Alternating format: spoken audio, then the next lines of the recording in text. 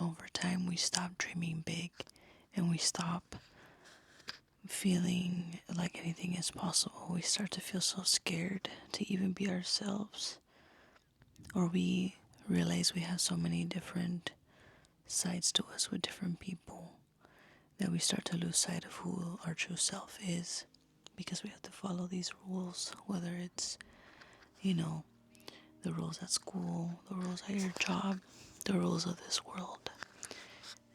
And I do still catch myself so embarrassed to even be perceived by people because I'm just afraid to mess up and for people to have something over me. And so I think many people, that's why they are addicted to perfection, or their inner critics, their inner thoughts are so dark. It's because you're afraid to for people to see you weak, or to see you slipping, or to see you vulnerable. I still get scared of that. And so in this country, in this world where we do have to have a job and we do have to adhere to certain rules of the government, and we do technically have to pay taxes and there's all these rules culturally, financially. And where do we choose to draw the line for the sake of our authenticity? What is considered appropriate? What is considered inappropriate? Who made that stuff up? No matter what it is you're going through, if it's a financial problem, if it's an emotional problem, if it's a spiritual problem, we are still going to be here because of God. Because of His love, we continue to be here. And we're generally safe, and we're generally taken care of. And we're warm when it's cold. And this is the perfect excuse to dream big, to let go of that fear just a little bit. Or even if you are terrified about something, about money running out, if you're terrified of losing a job, if you're terrified of going broke, if you're terrified of getting rich, if you're terrified of actually leaping onto an amazing opportunity, you're too afraid to take it. I think this is the perfect excuse to take it. Because no matter what, we're still gonna suffer through it. No matter what our struggle is, we were meant to experience that struggle. So if we're already going to just struggle, and we still have to tackle that debt day by day, we still have to tackle, those goals and dreams, our daily disciplines. So if we're already going to suffer, why not add a little razzle dazzle to the suffering? It sounds so morbid, it sounds kind of sad. But truly, no matter what you're going through, this is the perfect excuse to change something in your life. Even if you are comfortable, even if you're so depressed, you don't know where to start. But I hope that by watching this video and maybe reading the comments of other people, what other people are going through in this new year. But this new year is a big deal. Don't let the world make you so numb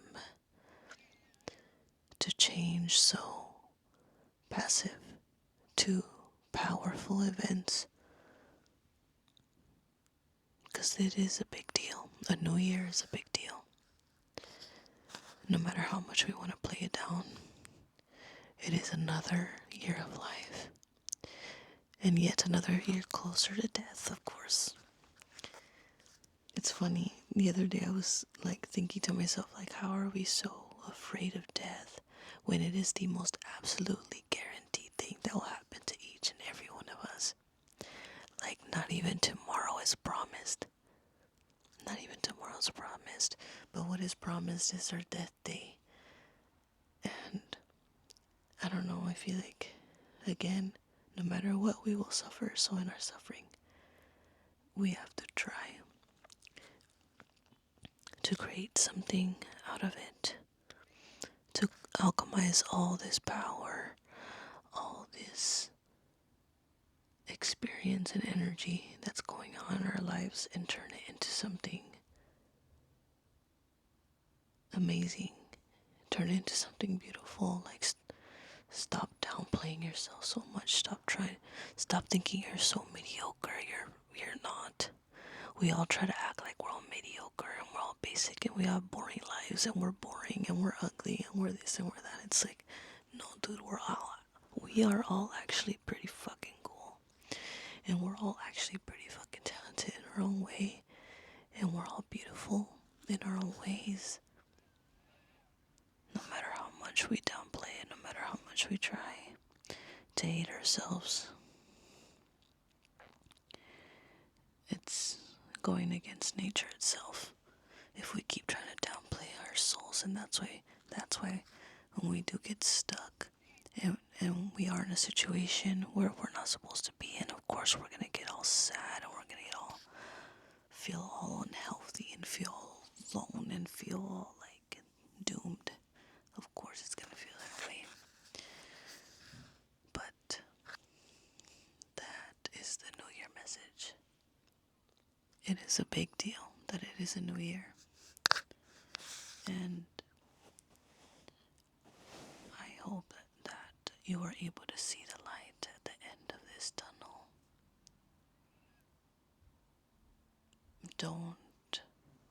I hope that you don't see this as a burden, this new year. I hope that you don't see this new year of life as something awful that you have to go through. I really hope that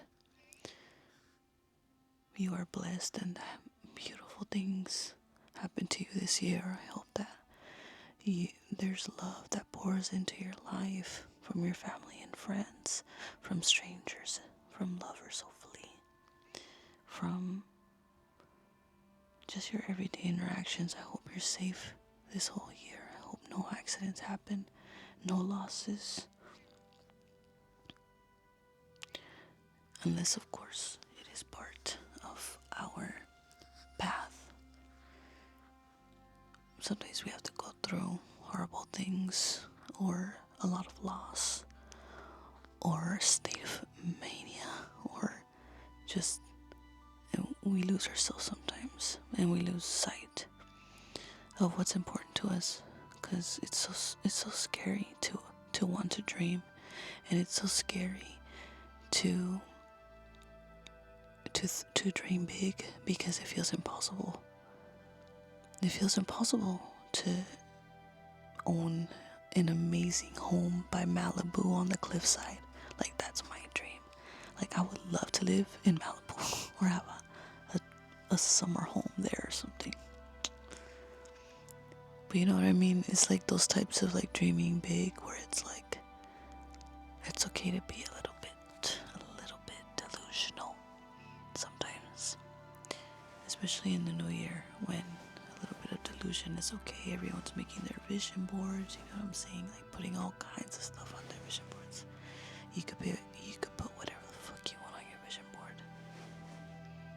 Okay? So, I wish you a happy new year. And you are gonna be okay. It's gonna be a hard year, but it's gonna be better than the last one. That's for sure. There's a lot of change coming.